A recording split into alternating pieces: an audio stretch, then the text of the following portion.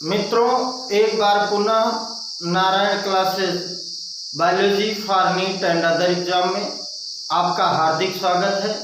पिछली वीडियो हमने कक्षा 10 के विद्यार्थियों को ध्यान में रखते हुए बनाया था। ये वीडियो भी कक्षा 10 के विद्यार्थियों के लिए है।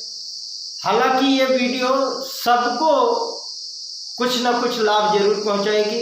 तो आइए देखते हैं श्वसन या मानव में श्वसन।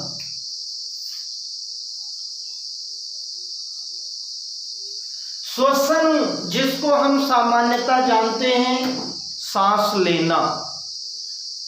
श्वसन से तात्पर्य क्या है कि हम वायुमंडल की ऑक्सीजन को अपने शरीर के अंदर ले जाते हैं और शरीर के अंदर से कार्बन डाइऑक्साइड को बाहर भेजते हैं।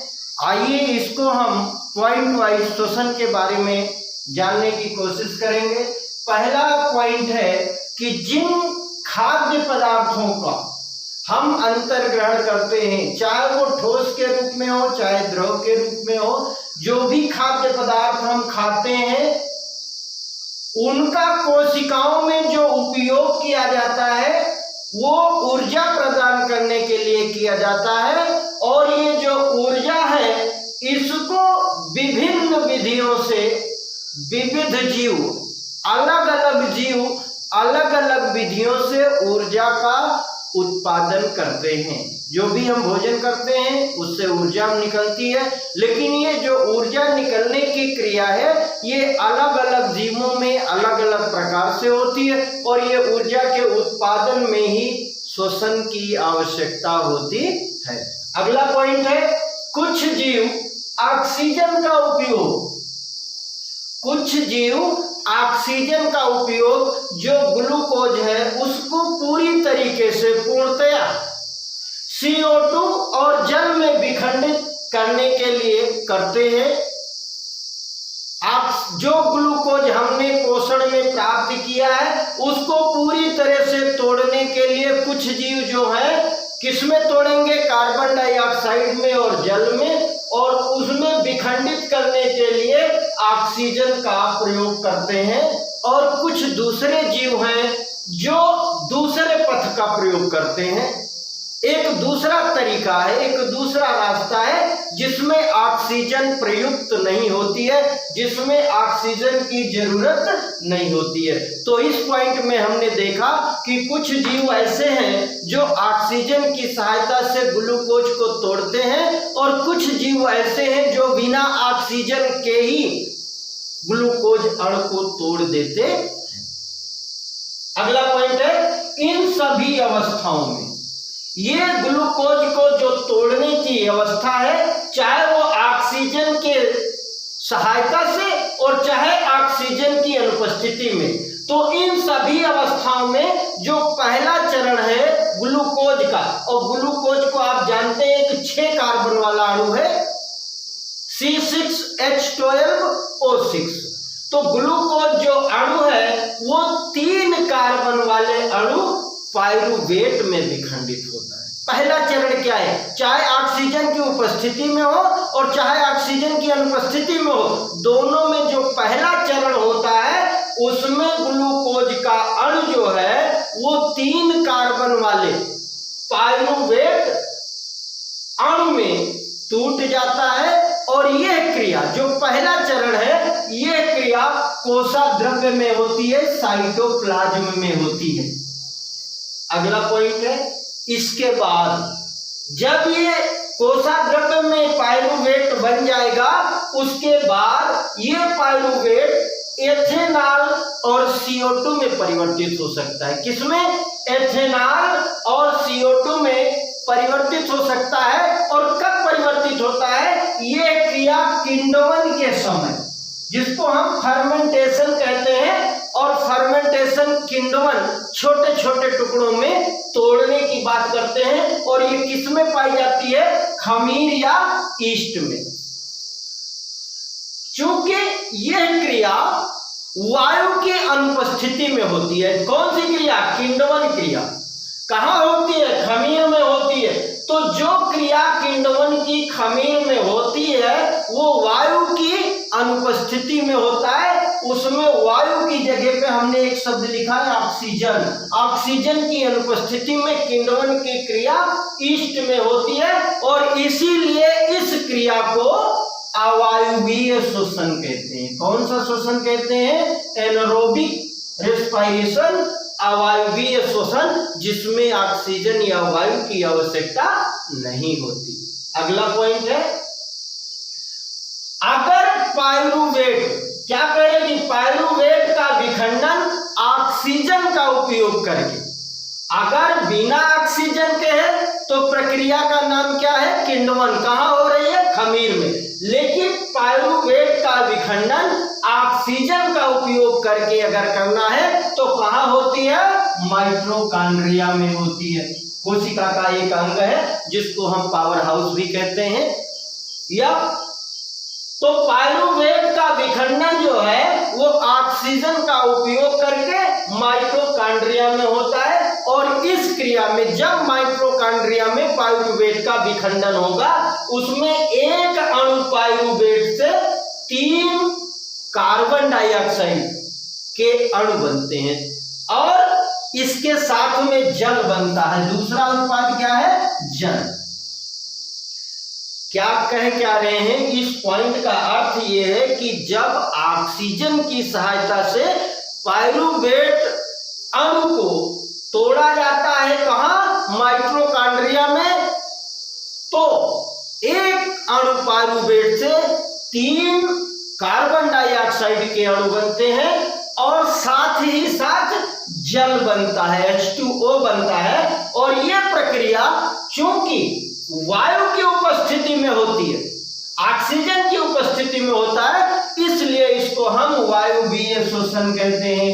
एक पॉइंट यहीं से आता है कि वायुवीय श्वसन कहाँ होता है? माइटोकॉन्ड्रिया में होता है। अवायवीय श्वसन कहाँ होता है? किण्वन के समय खमीर में होता है या जीवाणुओं में होता है। अगला पॉइंट है, जो वायवीय श्वसन है, जो ऑक्सीजन की सहायता से श्वसन किया जाता है या पाइरुवेट को तोड़ा जाता है या ग्लूकोज को तोड़ा जाता है, उसमें ऊर्जा का मोचन अवायवीय श्वसन की अपेक्षा बहुत अधिक होता है। जो वायवीय श्वसन है उसमें ज्यादा ऊर्जा निकलती है और जो वायवीय श्वसन है उसमें ऊर्जा ज्यादा निकलती है।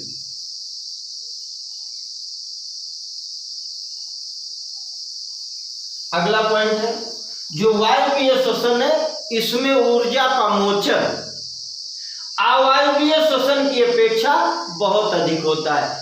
जो वायु की सहायता से यदि ग्लूकोज को माइटोकॉन्ड्रिया में तोड़ते हैं तो ज्यादा ऊर्जा निकलती है, जबकि जब किण्वन प्रक्रिया में अवायवीय श्वसन होता है उसमें ऊर्जा की मात्रा कम होती है। अगला पॉइंट है, कभी कभी पेशियों में ऑक्सीजन की कमी हो जाती है और जब ऑक्सीजन की कमी हो जाती है तो पाइरुवेट का विखंडन, हमने कहा कि H2O और CO2 में होना चाहिए, लेकिन यदि ऑक्सीजन की कमी पेशियों में हो गई तब पाइरुवेट का विखंडन दूसरे तरीके से या दूसरे पथ से होता है और इसमें एक अन्य पदार्थ, वो भी 3 कार्बन का ही है, वो क्या बनता है?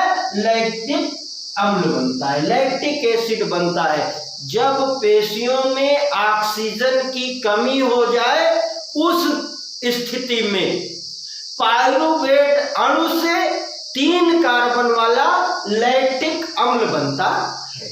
अगला पॉइंट है, और अचानक जब ये कमी होगी, अचानक इस क्रिया के होने से, लैक्टिक अम्ल के बनने से, ये जो लैक्टिक अम्ल का निर्माण होता है इससे क्रैम्प या थकान हो सकती है। इससे पहले जो 3 विधियां हमने पढ़ी श्वसन की, उन तीनों विधियों में ग्लूकोज का एक 6 कार्बन वाला अणु है और कोशिका द्रव्य में इसको तोड़ करके 3 कार्बन वाला एक अणु पाइरुवेट बनेगा और ये पाइरुवेट अब आगे चल करके 3 रूपों में टूट सकता है। ये खमीर में या ईस्ट में जिसको हमने पढ़ा कि किण्वन प्रक्रिया के द्वारा एथेनॉल CO2 और ऊर्जा में परिवर्तित हो जाएगा।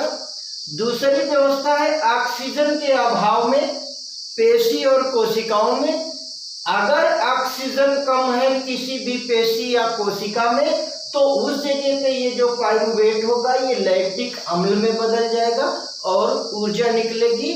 पिछले पॉइंट में हम लोगों ने देखा था कि जो लैक्टिक अम्ल है इस पेशियों में जब ये इकट्ठा हो जाता है तो क्रैम्प जैसी या थकान जैसी अवस्था आ जाती है। और तीसरी व्यवस्था है या तीसरा पथ है कि पाइरूवेट जो है वो ऑक्सीजन की उपस्थिति में माइटोकॉन्ड्रिया में जो क्रिया होगी उसके परिणाम स्वरूप कार्बन डाइऑक्साइड बनेगा, जल बनेगा और ऊर्जा बनेगी। ये तीनों एक फिगर पे हमने दे दिया है। अगला पॉइंट है कि जो कोशिकीय श्वसन है इसके द्वारा जो भी ऊर्जा मोचित होती है, जो भी ऊर्जा निकलती है वो ऊर्जा एटीपी के संश्लेषण में प्रयुक्त हो जाती है। एटीपी क्या है? Adenosine triphosphate. और ये जो कोशिका की अन्य क्रियाएं हैं उनके लिए ये जो एटीपी है वो ईंधन के रूप में प्रयुक्त होती है। अगला पॉइंट है अधिकांश कोशिकाओं के लिए, अधिकांश कोशिकीय क्रियाओं या प्रक्रमों के लिए जो एटीपी है वो उसकी ऊर्जा की मुद्रा है। श्वसन प्रक्रिया में जो मोचित ऊर्जा है उसका उपयोग एडीपी और अकार्बनिक फास्फेट ये दोनों के मिलने से एटीपी का निर्माण होता है। एडिनोसिन डाइफॉस्फेट और इसमें अकार्बनिक फास्फेट मिलेगा और एडिनोसिन ट्राइफॉस्फेट का एक अणु तैयार होगा। जब कोई भी क्रिया होगी तो जल का उपयोग करने के बाद एटीपी से उसका जो अंतस्थ जो जुड़ा हुआ है वो फास्फेट संलग्नता जो है वो खंडित हो जाएगी। फास्फेट अणु जुड़ा तो एटीपी बना और फास्फेट अणु जब टूट जाएगा तो 30.5 किलो जूल प्रति मोल के तुल्य 30.5 किलो जूल प्रति मोल के बराबर ऊर्जा उत्पन्न होती है। अगला पॉइंट है कि जो कोशिकाएं हैं इनमें एटीपी का उपयोग पेशियों के सिकुड़ने, प्रोटीन के संश्लेषण और तांत्रिक आवेग के संचरण, जो हमें सूचनाएं मिलती हैं, जो मस्तिष्क को सूचनाएं जाती हैं, जिन सूचनाओं के आधार पर मस्तिष्क कार्य करता है उसे हम तांत्रिक आवेग कहते हैं। पेशियों के सिकुड़ने से ही गति होती है, प्रोटीन संश्लेषण होता है। तो कहने का तात्पर्य क्या है कि जो ये कोशिका है इसमें जो एटीपी का उपयोग है वो पेशियों को सिकोड़ने में या जीवों की गति करने में, प्रोटीन संश्लेषण में, मस्तिष्क तक सूचनाओं को पहुंचाने में कार्य किया जाता है या ऊर्जा ये खर्चा की जाती है। अगला पॉइंट है जब पौधों के श्वसन की बात करते हैं तो पौधों में जो गैस है या किसी भी प्रकार की गैस है इनका आदान प्रदान रंध्रों के माध्यम से होता है। रंध्र जिसको हम स्टोमेटा कहते हैं, ये पत्तियों पर छोटे छोटे छिद्र हैं, इन्हीं के माध्यम से पौधों में गैसों का आदान प्रदान होता है। गैस पौधे के अंदर जाती है या बाहर आती है और इसका जो अंतर कोशिकीय अवकाश है, इंट्रासेलुलर स्पेस है, वो ये सुनिश्चित करता है कि सभी कोशिकाएं वायु के संपर्क में रहें, सबको वायु प्राप्त होती रहे और यहाँ CO2 और O2 कार्बन डाइऑक्साइड और ऑक्सीजन का जो आदान प्रदान है वो विसरण के द्वारा होता है, डिफ्यूजन के द्वारा होता है। जिधर ज्यादा मात्रा होगी उधर से कम की तरफ वो जाएगा। अगला पॉइंट है विसरण की दिशा, डायरेक्शन जो इसका है वो पर्यावरणीय अवस्थाओं और पौधों निर्भर करता है पर्यावरण में कौन सी अवस्था है, किस दिशा में विसरण होना है और पौधों में किस पौधे को इसकी आवश्यकता है, इस पर यह निर्भर करता है विसरण। अगला पॉइंट है रात्रि में जब प्रकाश संश्लेषण नहीं होता। प्रकाश संश्लेषण पौधे की भोजन निर्माण की क्रिया है और नाम प्रकाश संश्लेषण है तो प्रकाश की उपस्थिति में होता है। तो रात्रि में जब प्रकाश संश्लेषण नहीं होता है उस दिशा में, उस दशा में CO2 का निष्कासन ही मुख्य आदान प्रदान है, क्योंकि जब प्रकाश संश्लेषण नहीं होगा तो उस समय रंध्रों से केवल CO2 निकलती है। अगला पॉइंट है कि दिन में जब शोषण करेगा तो उस दौरान निकली CO2, जो भी दिन में CO2 पौधों से निकलेगी वो प्रकाश संश्लेषण में प्रयुक्त हो जाएगी, खर्चा हो जाएगी, अतः CO2 नहीं निकलती। हमने कहा रात्रि में केवल CO2 निकलती है, O2 नहीं निकलती, और दिन में कह रहे हैं कि CO2 नहीं निकलती, क्योंकि दिन में जो CO2 बनती है वो प्रकाश संश्लेषण में प्रयुक्त हो जाती है, खर्चा हो जाती है। अतः इस समय मतलब दिन के समय O2 का निकलना ही मुख्य घटना है। अगला पॉइंट है वे जीव जो जल में रहते हैं। ऐसे जीव जो जल में रहते हैं तो जलीय कहलाते हैं, और वो जल में जो विलेय ऑक्सीजन होती है उसका उपयोग करते हैं। भाई जो जलीय जीव हैं वो जल में उपस्थित ऑक्सीजन का उपयोग करते हैं।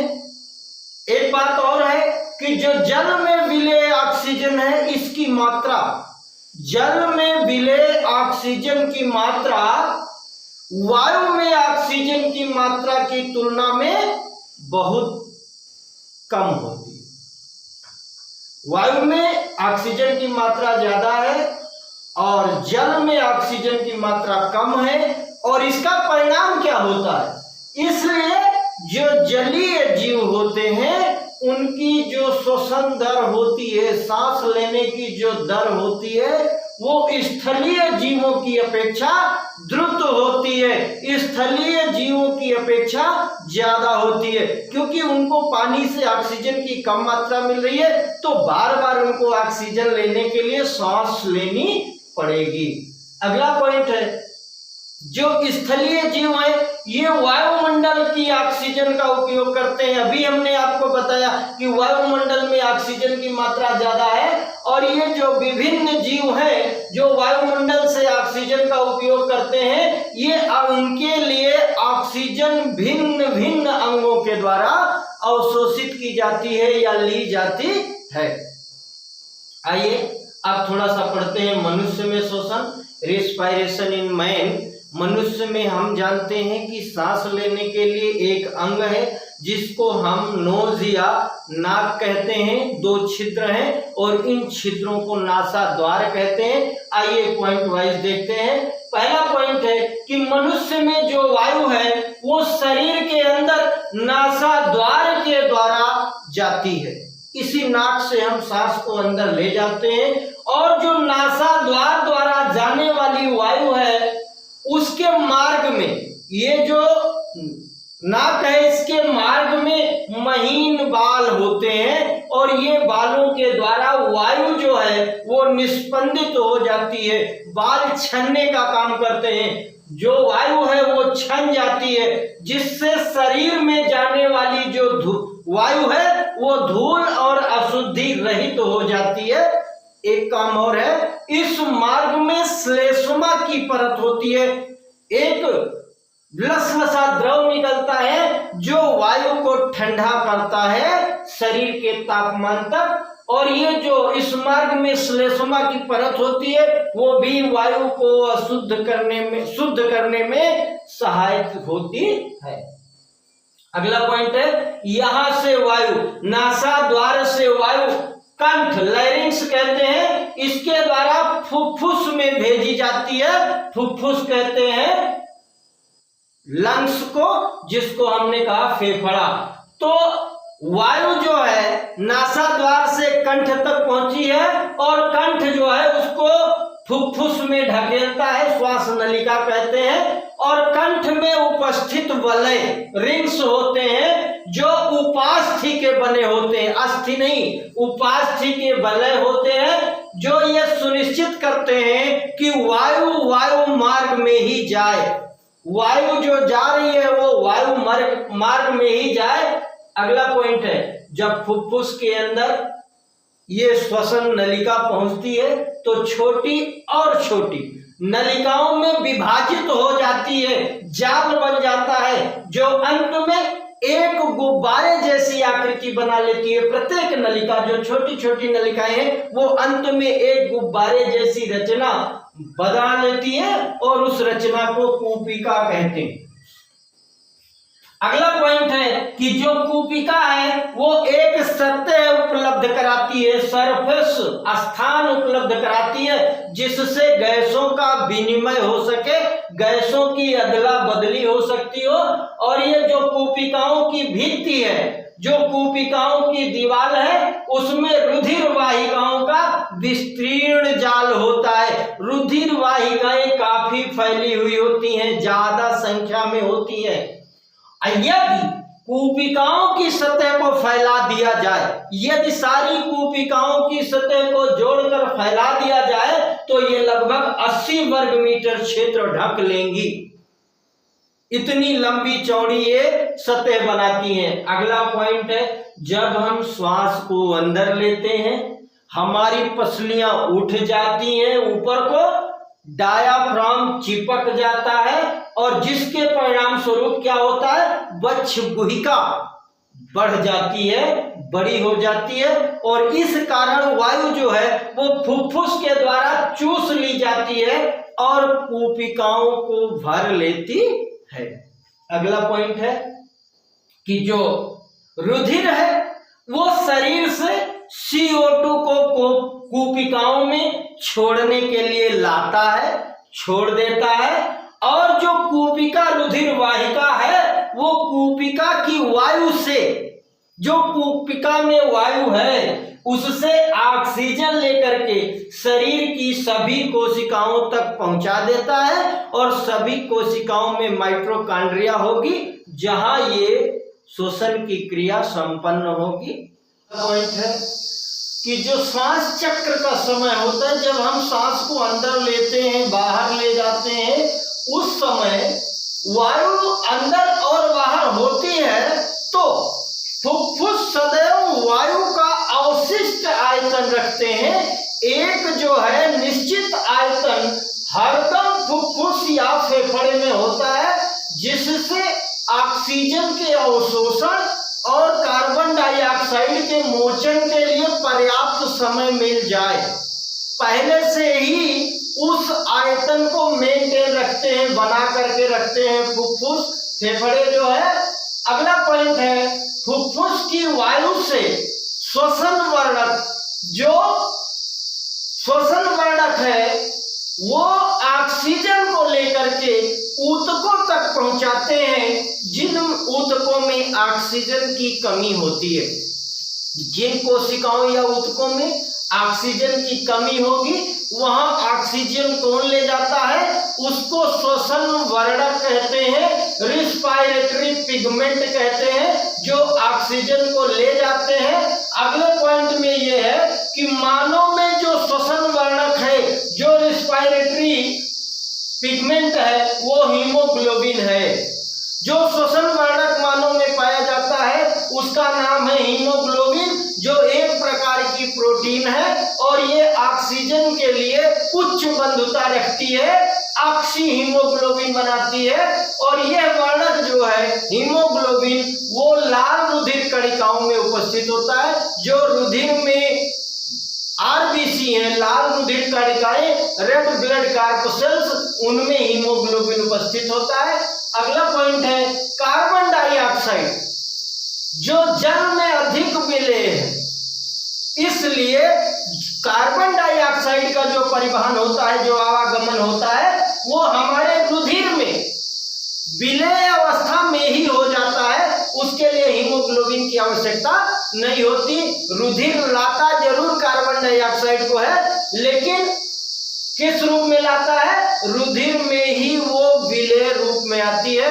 मित्रों, यदि वीडियो अच्छा लगा हो तो लाइक करिए, चैनल को सब्सक्राइब नहीं किया है तो सब्सक्राइब करिए, अपने मित्रों तक पहुंचाइए और वीडियो का आनंद उठाइए। मिलते हैं अगले वीडियो में, तब तक के लिए धन्यवाद।